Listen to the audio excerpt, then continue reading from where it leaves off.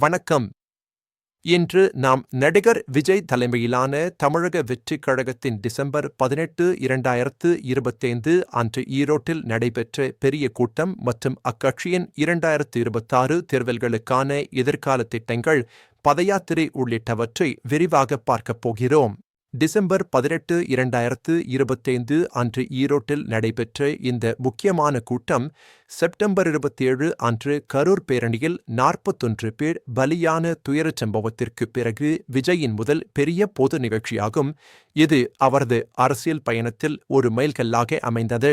விஜய் தனது அரசியல் கட்சியான தமிழக வெற்றிக் கழகத்தை பிப்ரவரி 2, 2024 அன்று அதிகாரப்பூர்வமாக தொடங்கினார். இது 2026 சட்டமன்ற தேர்தல்களில் போட்டியிடுவதற்கான முக்கிய நோக்கத்துடன் உருவாக்கப்பட்டது. கட்சியின் சித்தாந்தம் மதச்சார்பற்ற சமூக நீதியை மையமாக கொண்டது. இது சமூக நீதி, மதச்சார்பின்மை, சமத்துவம், இருமொழிக் கொள்கை மற்றும் ஜனநாயக ஆதரவு போன்றவற்றை வலியுறுத்துகிறது.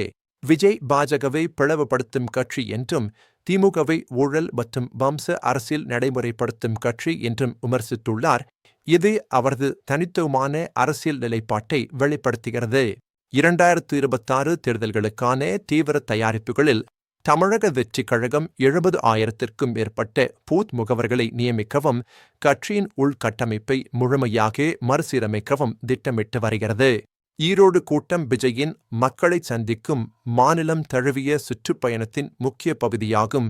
கரூர் துயரச் சம்பவத்திற்கு பிறகு 81 நாட்கள் இடைவெளிக்குப் பின் இது மீண்டும் தொடங்கியது. இந்த கூட்டத்திற்காக அளவுக்கு அதிகமான ஏற்பாடுகள் செய்யப்பட்டன. 35,000 பேர் அமரக்கூடிய வகையில் 72 கேலரிகள் அமைக்கப்பட்டன. இது நிகழ்ச்சியின் அளவை வெளிப்படுத்துகிறது. பாதுகாப்பு மிகுந்த முக்கியத்துவம் பெற்றது. 40 சிசிடிவி கேமராக்கள், 40 வாக்கிடாக்கிகள், 24 ஆம்புலன்ஸ்கள், மருத்துவர்கள் மற்றும் நர்ஸ்கள் குழு ஆகியவற்றுடன் 1500 காவலர்கள் பணியில் ஈடுபடுத்தப்பட்டனர். கூட்டத்தின் இடம் சேலம் கொச்சி தேசிய நெடுஞ்சாலையில் விஜயமங்கலம் சுங்கச்சாவடிக்கு அருகில் பெருந்துறை தாலுகாவில் அமைந்திருந்தது. போக்குவரத்து மாற்றங்கள் மற்றும் தடுப்புகளும் செய்யப்பட்டன. விஜய் சென்னையிலிருந்து சார்ட்டர் விமானத்தில் கோயம்புத்தூர் வந்து, பின்னர் தனது பிரச்சார பேருந்தின் மேற்கூரையில் இருந்து கூட்டத்தினரை உரையாற்றினார். இது ஒரு தனித்துவமான மற்றும் கவர்ச்சிகரமான காட்சியாக இருந்தது. இந்த கூட்டத்தில் விஜய் ஆளும் திமுகவை தீய சக்தி என்று விமர்சித்து, தனது தமிழக வெற்றிக் கழகத்தை தூய்மையானது என்று புகழ்ந்து, 2026 தேர்தல்களுக்கான தனது தேர்தல் பார்வையை விரிவாக விளக்கினார். கரூர் துயரச் சம்பவத்திற்கு பிறகு தமிழக வெற்றிக் கழகம் பாதுகாப்பிற்கு அதிக முக்கியத்துவம் அளித்தது. மைதானத்தை பிரித்தல், தடுப்புகள் அமைத்தல், மருத்துவ குழுக்கள் அமைத்தல் போன்ற நடவடிக்கைகளை மேற்கொண்டது. விஜய் கரூர் சம்பவத்திற்கு பிறகு உடனடியாக அந்த செல்லாதது குறித்து கடுமையான விமர்சனங்களை எதிர்கொண்டார்.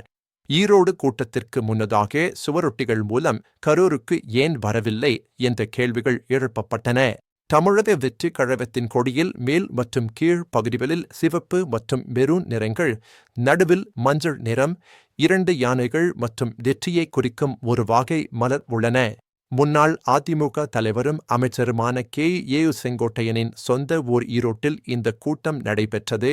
அவர் சமீபத்தில் தமிழக வெற்றிக் கழகத்தில் இணைந்து பெரும் வலு சேர்த்துள்ளார். விஜய் 2025 ஆண்டின் தொடக்கத்தில் தமிழ்நாடு முழுவதும் பதயாத்திரை எனப்படும் கால்நடை பயணத்தை மேற்கொள்ள திட்டமிட்டுள்ளார். இதன் மூலம் மக்களை நேரடியாக சந்தித்து கட்சியின் அடித்தளத்தை வலுப்படுத்துவார். தமிழக வெற்றிக் கழகம் 2026 தேர்தல்களில் தமிழ்நாட்டின் அனைத்து 234 சட்டமன்ற தொகுதிகளிலும் போட்டியிடவும், தனிப்பெரும் கட்சியாக உருவெடுக்கவும் உறுதியான இலக்கு வைத்துள்ளது. கட்சி தன்னாட்சி சுயாதீனமான நிலைப்பாட்டை பராமரித்தாலும், என்டிஏ போன்ற கூட்டணி கட்சிகளுடன் கூட்டணி அமைப்பதற்கான சாத்தியக்கூறுகள் குறித்து சில குறிப்புகள் மற்றும் கலந்துரையாடல்கள் நடைபெறுகின்றன. ஈரோடு கூட்டம் கரூர் துயரச் சம்பவத்திற்கு பிறகு விஜயின் முதல் பெரிய பொது நிகழ்ச்சியாகும். இது 41 பலியான அந்த சம்பவத்திற்குப் பின் அவரது அரசியல் பயணத்தில் ஒரு முக்கியமான மைல்கல்லாக அமைந்தது. தமிழக வெற்றிக் கழகத்தின் இந்த எதிர்கால திட்டங்கள், பதயாத்திரை, தேர்தல் தயாரிப்புகள் உள்ளிட்டவை மற்றும் விஜயின் அரசியல் நகர்வுகள் தமிழ்நாட்டு அரசியலில் பெரும் தாக்கத்தை ஏற்படுத்தும் என்று அரசியல் வல்லுநர்களால் எதிர்பார்க்கப்படுகிறது. ஈரோடு கூட்டம் கரூர் சம்பவம் மற்றும் தமிழக வெற்றிக் கழகத்தின் எதிர்கால திட்டங்கள் குறித்து உங்கள் கருத்துக்களை கமெண்ட் செய்யுங்கள், லைக் செய்யுங்கள் மற்றும் தொடர்ந்து இணைந்திருங்கள்.